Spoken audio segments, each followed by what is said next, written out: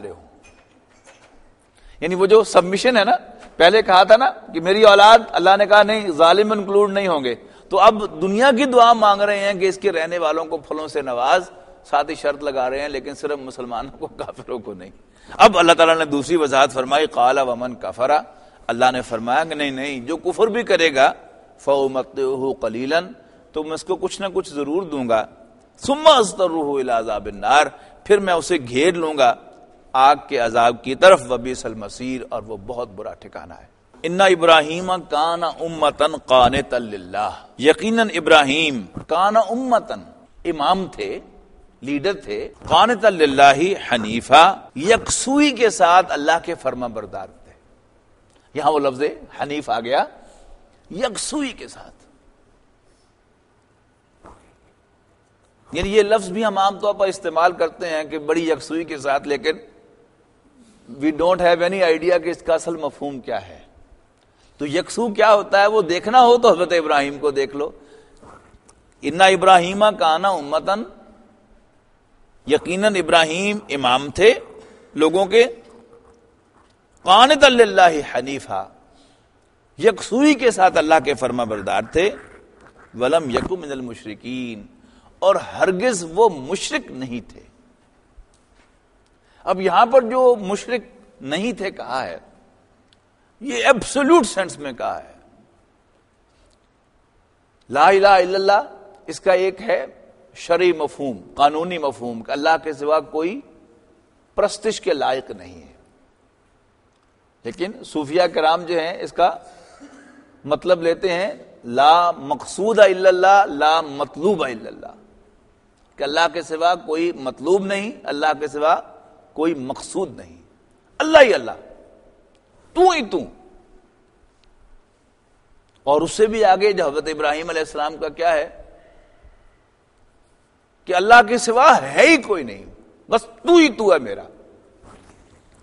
ولم یکن من المشرکین، یعنی وہ جو غیر اللہ سے مدد مانگنے کا تسمہ تھا، اگر کسی نے وہ تسمہ بالکل کاٹ دیا تو وہ ابراہیم علیہ السلام تھے. یعنی جس نے جبرائیل علیہ السلام کی بھی ہیلپ قبول نہ کی ہو، اب اس سے زیادہ جو ہے اس سے آگے کو اور جا سکتا ہے. وما کان من المشرکین، اور وہ ہرگز ولم یکو، یہ جو عربی زبان میں لم کے ساتھ جو تاکید ہوتی ہے یہ نیور کے معنوں میں ہوتی ہے. ولم یکو من المشرکین، and he was not at all, never ever of those who associate with Allah.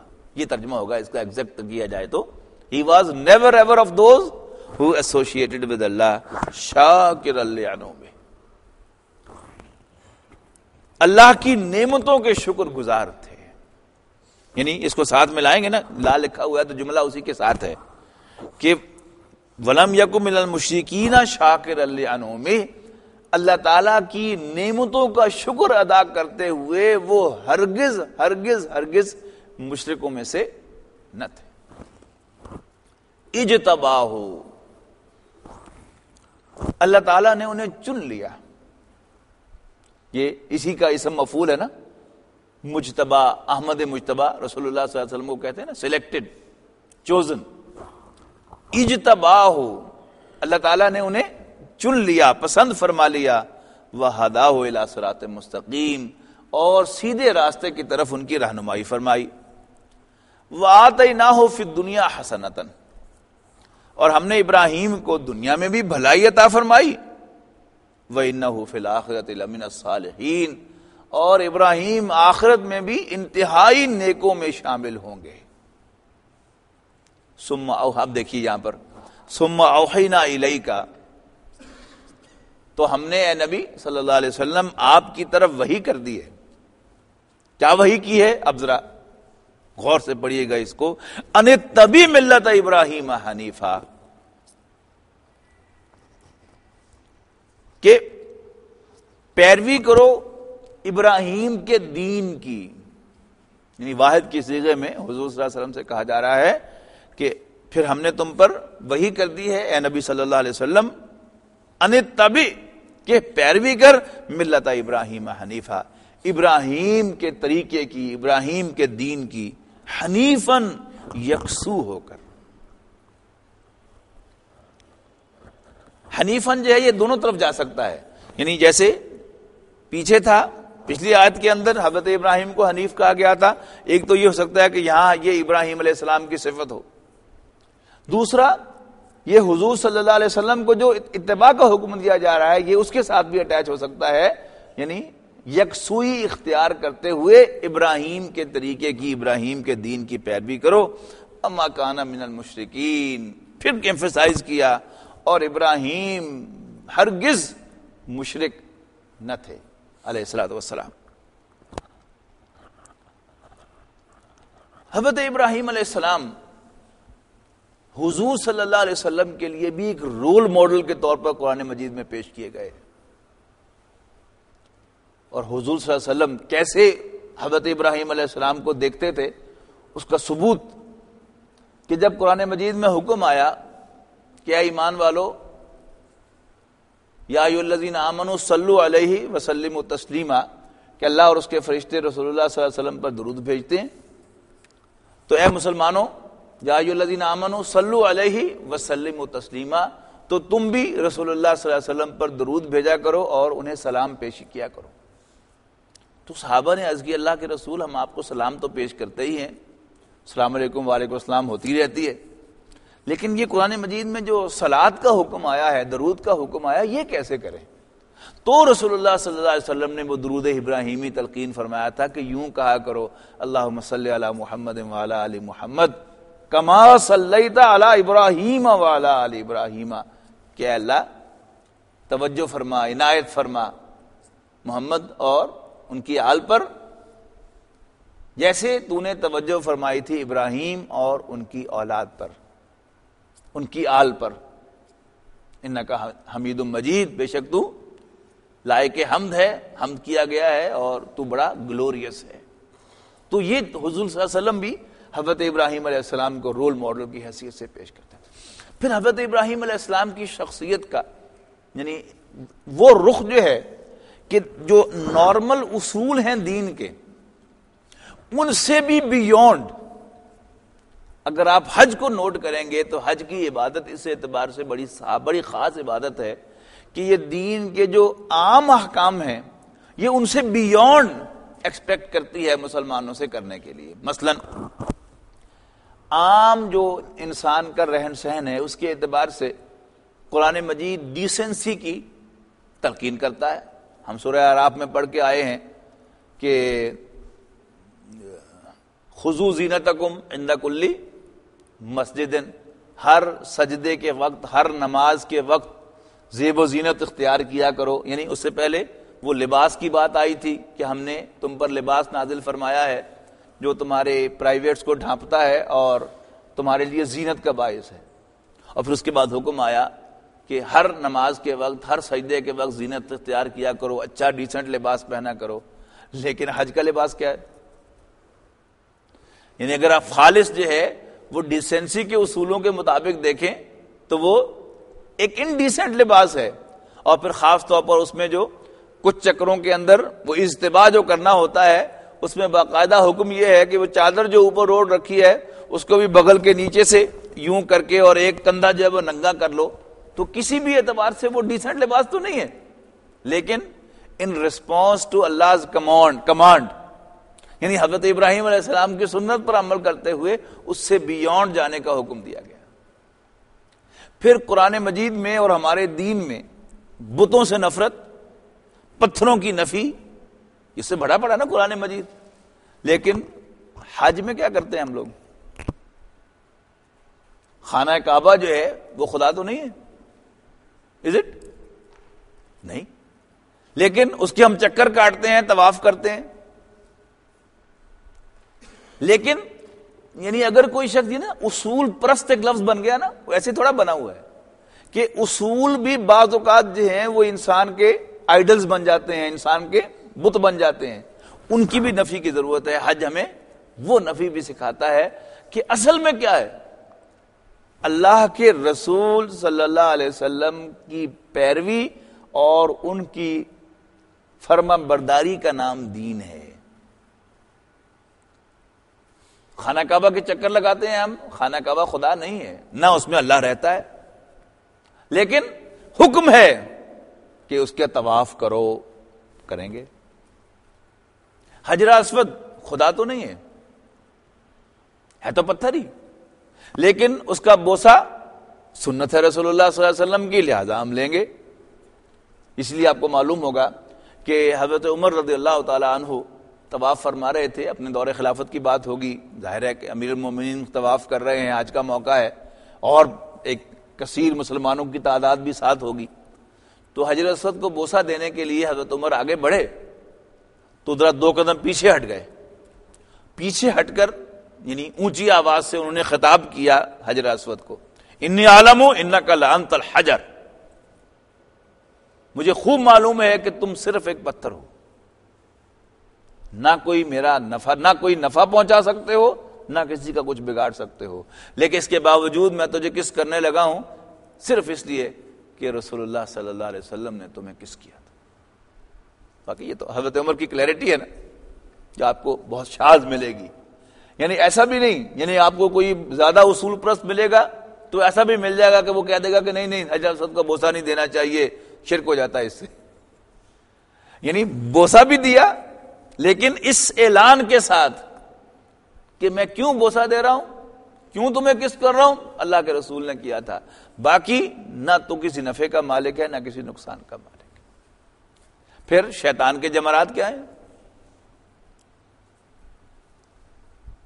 ان کو کنکریاں مارتے ہیں ہم جا کے، پتھر ہیں۔ تو یعنی عام جو زندگی کے اصول ہیں عبادت کے، دین کے، ان اصولوں سے، یعنی عبادات میں اگر ترتیب کے حساب سے دیکھا جائے تو سب سے پہلے نماز ہے، پھر زکوٰۃ یا روزہ ہے، اور چوتھے نمبر پر حج ہے۔ لیکن آپ نوٹ کیجئے، نماز، روزہ، زکوٰۃ، یہ جو دین کی بنیادی تعلیمات ہیں، they are all in line with them۔ نماز کیوں ہے؟ اللہ تعالیٰ کی یاد کے لیے، یہ دین کی بنیادی تقاضا ہے دین کا، اللہ کو یاد کرنا، اللہ کو یاد رکھنا، اسی کی فارمل شکل نماز ہے۔ پھر آخرت کی طرف متوجہ ہونے کے لیے دل سے مال کی محبت کو کھرچنا، تزکیہ نفس، یہ دین کا بنیادی موضوع ہے، اس کے لیے زکوٰۃ ہے۔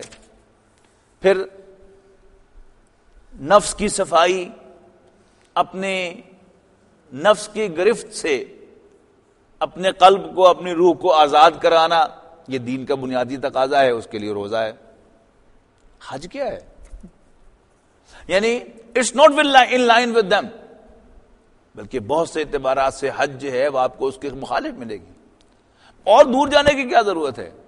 یہ قبلہ رخ ہو کے جو ہم نماز پڑھتے ہیں، اسی لیے وہ غالب نے کہا تھا نا کہ ہے پرے سرحد ادراک سے اپنا مسجود، قبلے کو اہل نظر قبلہ نما کہتے ہیں۔ یہ قبلہ جو ہے ہمارا خانہ کعبہ، غالب کہتے ہیں یہ قبلہ نما ہے، قبلہ نہیں ہے، ہمارا قبلہ تو اللہ ہے، اصل میں ہم رخ کرتے ہیں اللہ کی طرف، لیکن اللہ تعالیٰ کے حکم کے تحت اللہ تعالیٰ نے حکم دیا ہے کہ اب تم اس کی طرف رخ کر لو۔ پہلے حکم تھا بیت المقدس کی طرف رخ کر لو، مسجد اقصیٰ کی طرف، اس کی طرف رخ کرتے تھے، اب اللہ کا حکم ہے ادھر رخ کر لو، تو ہم ادھر رخ کرتے ہیں۔ اصل جو ہمارا معبود ہے وہ کیا ہے؟ وہ اللہ ہے، اور ہمیں اللہ تعالیٰ کی ڈائریکشن کیسے پہنچتی ہے؟ وہ اللہ کے نبی صلی اللہ علیہ وسلم کے ذریعے سے پہنچی ہے۔ تو اصل دین جو ہے وہ لائن ہے، جیسے اللہ حکم دے ہم وہ کریں گے، جیسے اللہ کا رسول ہمیں ڈائریکٹ کرے گا ہم اس کی کمپلائنس کریں گے۔ اصول بھی انہی کے بتائے ہوئے ہیں، لیکن کسی خاص سٹیج پر پہنچ کر، کسی خاص وقت پر اگر اللہ تعالیٰ ہی ہمیں حکم دے اصولوں کو پامال کرنے کا، تو پھر چونکہ ہماری وفاداری اصولوں کے ساتھ نہیں ہے، ہماری وفاداری اللہ رب العزت کے ساتھ ہے، اللہ سبحانہ و تعالیٰ کے ساتھ ہے، تو ہم اسی کے حکم کو مانیں گے، اصولوں کو پامال کر دیں گے، ان کو اپنے پاؤں تلے رون دیں گے۔ اور پھر سب سے بڑا واقعہ جو ہے حضرت ابراہیم علیہ السلام کا، جو حج اور عید الاضحیٰ کے ساتھ ریلیٹڈ ہے، وہ کیا واقعہ ہے کہ حضرت ابراہیم علیہ السلام نے اپنے بیٹے کے گلے پر چھری چلا دی۔ وَإِنَّ مِن شِيَعَتِهِ لَإِبْرَاهِيمَ، اور یقیناً انہی کی نسل میں سے تھے ابراہیم بھی علیہ السلام اذ جاء ربہ بقلب سلیم، جب وہ اپنے رب کے حضور حاضر ہوئے قلب سلیم لے کر. قلب سلیم ان آلٹرڈ ہارٹ، یعنی اللہ تعالیٰ نے انسان کے قلب میں یہ صلاحیت رکھی ہے کہ ہی کین گو آئدر وے، جبکہ جانور جو ہے اس میں صلاحیت ہی نہیں ہے اپنی جو بھی اینیمل انسٹنکٹس ہیں ان سے بیونڈ جانے کی. اللہ تعالیٰ نے انسان میں اینیمل انسٹنکٹس بھی رکھی ہیں اور روح بھی ودیت کی ہے جو اللہ کی طرف کھینچتی ہے، لیکن انسان کے قلب کے اندر یہ صلاحیت ہے کہ وہ خود فیصلہ کرے ٹو گو رائٹ اور لیفٹ. تو سلیم کے معنی سلامت، صحیح سلامت. اس جا ربہ بقلب سلیم، جو اپنے رب کے پاس حاضر ہوئے قلب سلیم لے کر. اذ قال لأبیہ وقومہ، جب انہوں نے اپنے والد اور اپنی قوم سے پوچھا، سے کہا ماذا تعبدون، یہ تم کن کو پوچھتے ہو. یعنی بالکل اس کو ذرا آپ اپنے جسچر کو بھی شامل کریں نا تو پھر مزہ آئے گا. ماذا تعبدون، یہ تم کن کو پوچھتے ہو. ائفکا آلہۃ دون اللہ تریدون، کیا جھوٹے خدا بنا کر اللہ کے سوا تم ان کے طالب ہوتے ہو، ان کو پرسو کرتے ہو. فما ظنکم برب العالمین، تو پھر رب العالمین کے بارے میں تمہارا کیا خیال ہے. فنظر نظرۃ فی النجوم، تو انہوں نے ستاروں کی طرف دیکھا. فقال انی سقیم، اور کہا کہ نہیں میری طبیعت ٹھیک نہیں ہے. فتولوا عنہ مدبرین، تو لوگ انہیں چھوڑ کر چلے گئے گاؤں میں علیحدہ. فراغ الی آلہتہم فقال الا تاکلون، تو حضرت ابراہیم ان کے بتوں کی طرف بڑھے، ان کے خداؤں کی طرف، اور پوچھا کہ تم کھاتے کیوں نہیں ہو. ما لکم لا تنطقون، وہ بولتے کیوں نہیں تسی. اب یہ دوسرا جملہ جو ہے وہ ساتھ ہی وہ کھڑکا بھی رہے ہیں انہیں، یہ پوچھ کے کھاتے کیوں نہیں اور پھر بولتے کیوں نہیں تسی. فراغ علیہم ضربا بالیمین، اور پھر ان کو داہنے ہاتھ کی ضرب مارنی شروع کر دی. فاقبلوا الیہ یزفون، تو لوگ دوڑتے ہوئے ان کے پاس آئے. قال اتعبدون ما تنحتون، اچھا اچھا اچھا اچھا اچھا اچھا. یعنی اس کی تفسیر آپ کو سورہ ابراہیم میں ملے گی، وہ جو میں نے آپ کو تفسیر بتائی ہے کہ انہوں نے کہا کہ ہونا ہو کہ یہ ابراہیم کا کیا دھرا ہے، بلاؤ ذرا اس کو حاضر کرو سب کے سامنے. وہ تفصیل وہاں ہے، یہاں اس کا خلاصہ ہے کہ قال اتعبدون ما تنحتون، اچھا اچھا اچھا تم اپنے ہاتھوں سے انہیں تراش کر انہیں پوچھتے ہو. یعنی بیچ میں کیا ہے، شرم تو نہیں آندی. جب حضرت ابراہیم علیہ السلام نے انہیں بالکل کارنر کر دیا، اب وہ کسیانے ہو گئے. انہوں نے کہا اچھا. قالوا ابنوا له بنیانا فالقوه فی الجحیم، تو انہوں نے کہا اس کے لیے ایک چمنی بناؤ، ایک دیوار، یعنی مراد کیا تھی، ایک انکلوجر ہو آگ کا جس میں آگ جو ہے وہ بند کی جائے، چمنی جسے کہا جاتا ہے، فرنس کہہ لیں. فالقوه فی الجحیم، اور پھر اسے آگ میں ڈال دو. فارادوا به کیدا، تو انہوں نے ایک سکیم بنائی. فجعلناہم الاسفلین، لیکن ہم نے ان کی سکیم کو خاک میں ملا دیا، زیر کر دیا. وقال انی ذاہب الی ربی سیہدین، تو ابراہیم کہنے لگے کہ میں اپنے رب کی طرف جاتا ہوں، وہ میری رہنمائی کرے گا. اب دعا کی انہوں نے رب ہب لی من الصالحین، کہ ربا مجھے بھی کوئی سعادت مند اولاد عطا کر دے، بیٹا عطا کر دے. فبشرناہ بغلام حلیم، تو ہم نے انہیں خوشخبری دی ایک حلیم بیٹے کی، بردبار، ٹالریٹ کرنے والا. یہ دو الفاظ ہیں قرآن مجید میں حضرت ابراہیم کے بیٹوں کے لیے. غلام علیم، جاننے والا، عقل مند، یہ حضرت اسحاق ہوتے ہیں. اور ان کی اولاد آج بھی آپ دیکھ لیں، ذہین، ذہانت جو ہے ان کے اندر کوٹ کوٹ کر بھری ہوئی ہے، علم والے. اور جب غلام حلیم کہا جائے تو وہ حضرت اسماعیل علیہ السلام کا تذکرہ ہوتا ہے. فلما بلغ معہ السعی، تو جب اسماعیل اپنے والد کے ساتھ دوڑ دھوپ کرنے کے قابل ہو گئے، قال یا بنی انی اری فی المنام انی اذبحک، حضرت ابراہیم نے اپنے بیٹے اسماعیل سے کہا بیٹا میں خواب میں دیکھتا ہوں کہ میں تمہیں ذبح کر رہا ہوں، کیونکہ نبی کا خواب وہی ہوتا ہے، لہذا ہی واز سرٹن کہ مجھے اللہ کا یہ حکم ہے کہ میں تمہیں ذبح کروں۔ فانظر ماذا ترا، تو پھر بتا تمہارا کیا خیال ہے۔ قال یا ابت افعل ما تؤمر، بیٹے نے کہا ابا جان سوچ کیا رہے ہیں، جیسے حکم ملا ہے کر گزریے۔ رہا میں ستجدنی انشاءاللہ من الصابرین، مجھے آپ انشاءاللہ صبر کرنے والا پائیں گے، میری طرف سے آپ بے فکر ہو جائیں۔ فلما اسلما، تو جب دونوں نے حکم مان لیا، ہتھیار ڈال دیے، وتلہ للجبین، باپ نے بیٹے کو پیشانی کے بل لٹا دیا، ونادیناہ ان یا ابراہیم، تو ہم نے پکارا اے ابراہیم، قد صدقت الرؤیا، تو نے تو اپنے خواب کو بھی سچ کر دکھایا۔ اب وہ میں نے دوبارہ یہ بات آپ کو اس لیے سنائی ہے کہ میں وہ اصول والی بات میں اب لے کے آؤں۔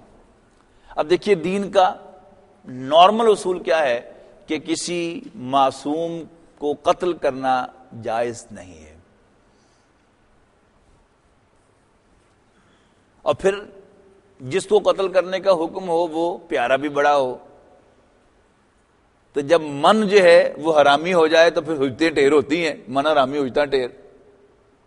لیکن حضرت ابراہیم علیہ السلام کا من جو ہے وہ اتنا صاف تھا، کہا نا قلب سلیم کا ہے نا، کہ کوئی آرگومنٹ، کوئی ہیل و حجت، کوئی پس و پیش، اف بٹ کچھ نہیں کہا۔ کہہ سکتے تھے نا اللہ میاں تو میرے پتر دی جان لے کے کی لینا، تو بڑا غفور الرحیم، تو بے نیاز ہے، تو لوڑی کسی چیز دی نہیں۔ پھر یہ بھی کہا ہاں اللہ میاں تیرا تو حکم ہے کہ کسی نو معصوم نو قتل نہیں کرنا، یہ تو کی کہہ رہے ہیں؟ نو، یعنی اللہ کو رب مان لیا، مالک مان لیا، تو پھر نوکر کی تو نخرہ کی۔ یہ ہے حضرت ابراہیم علیہ السلام۔ تو فلما اسلما، یعنی یہ بھی وہ اصول سے بیونڈ والی بات آ گئی کہ فلما اسلما، جب وہ دونوں فرما بردار ہو گئے، وتلہ للجبین ونادیناہ ان یا ابراہیم قد صدقت الرؤیا۔ اور پھر یاد دلا دوں، آ رہا ہے مہینہ، اب نوٹ کیجئے گا جو میں آپ کو پہلے ایک بات جو ہے وہ کوڈ کرتا رہا ہوں کہ ذوالحج کے مہینے میں پہلے 10 دن ٹی وی، ریڈیو، اخبارات کے اندر حضرت ابراہیم علیہ السلام پر مضامین شائع ہوتے ہیں، عید الاضحیٰ کی اسپرٹ بیان کی جاتی ہے، اور یہ بکواس آپ پھر سن سکیں گے کہ عید الاضحیٰ ہمیں انسانی ہمدردی کا سبق دیتی ہے۔ کون سی انسانی ہمدردی؟ جہاں تک یعنی ود ریفرنس ٹو مین آپ دیکھیں گے، انسانیت کے اعتبار سے دیکھیں گے تو انسانیت پر تو ظلم تھا کہ اپنے سگے بیٹے اور معصوم کے گلے پر انہوں نے چھری چلا دی۔ کون سی اس میں انسانی ہمدردی تھی؟ وہ جو علامہ اقبال نے ابلیس کی مجلس شورا میں ابلیس کی زبان سے کہلوایا نا، ہو نہ جائے آشکارا شرع پیغمبر کہیں، اس کی آپ کو بڑی زبردست مثال دیکھنے کو ملے گی، سننے کو ملے گی کہ یعنی اتنا زیادہ اثر ہو گیا ہے کہ بیچارے مولوی داڑیوں والے دارالعلوموں کے پڑے ہوئے وہ بھی اب ان کی ہاں میں ہاں ملانے پہ مجبور ہو گئے ہیں۔ وہ بھی کہتے ہیں کہ ہاں عید الاضحیٰ ہمیں انسانی ہمدردی کا سبق دیتی ہے۔ مبادہ کسی کا ذہن اس طرف چلا جائے کہ عید الاضحیٰ ہمیں اللہ تعالیٰ کا حکم ماننے کا سبق دیتی ہے، اصل سبق تو یہ ہے، no matter what you are asked to do you got to do, یہ ہے اصل سبق، کہ محبوب ترین چیز سگا بیٹا، اس کے گلے پر بھی چھری چلانے کا حکم دے دیا اللہ تعالیٰ نے، تو حضرت ابراہیم علیہ السلام نے کوئی پس و پیش نہیں کی، اور حج پورا کا پورا جو ہے یہ ان کے گرد گھومتا ہے۔ خانہ کعبہ کی اثر نو تعمیر کس نے کی؟ ابراہیم اور اسماعیل نے۔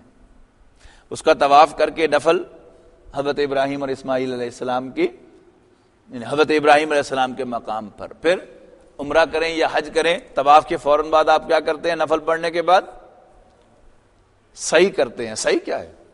یعنی یہ بھی کمپلائنس جو ہے اللہ تعالیٰ کے حکم کی، کہ اللہ تعالیٰ نے دعاؤں کے نتیجے میں بیٹا عطا کر دیا. اب بچہ، پہلا بچہ باپ کو پیارا ہوتا ہے، اور خاص طور پر وہ بڑھاپے میں جا کے ملا ہو تو پھر تو بس پوچھئے کچھ نہ، کتنا پیار ہوتا ہے اس سے. لیکن یہاں کیا ہوا، بچہ پیدا ہوا، ابھی بالکل شیر خوار ہے، اچانک حکم مل گیا کہ ان کو یہاں چھوڑ کو چلو یہاں سے. سبحان اللہ. آج کے اس دور میں جب ہر فیسلٹی اویلیبل ہے، ٹیلی فون ہے گھر کے اندر، موبائل ہے،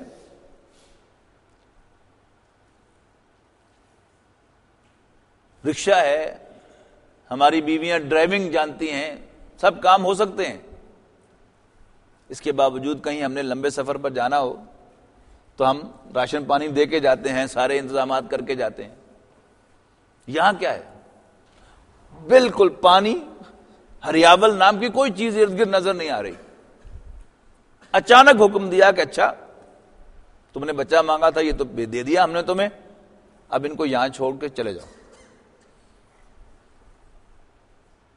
حضرت ابراہیم علیہ السلام نے پھر نہیں پوچھا اللہ تعالیٰ سے کہ اللہ میاں کوئی 4 دن تک بچے نہ رہنے دیں میں نے.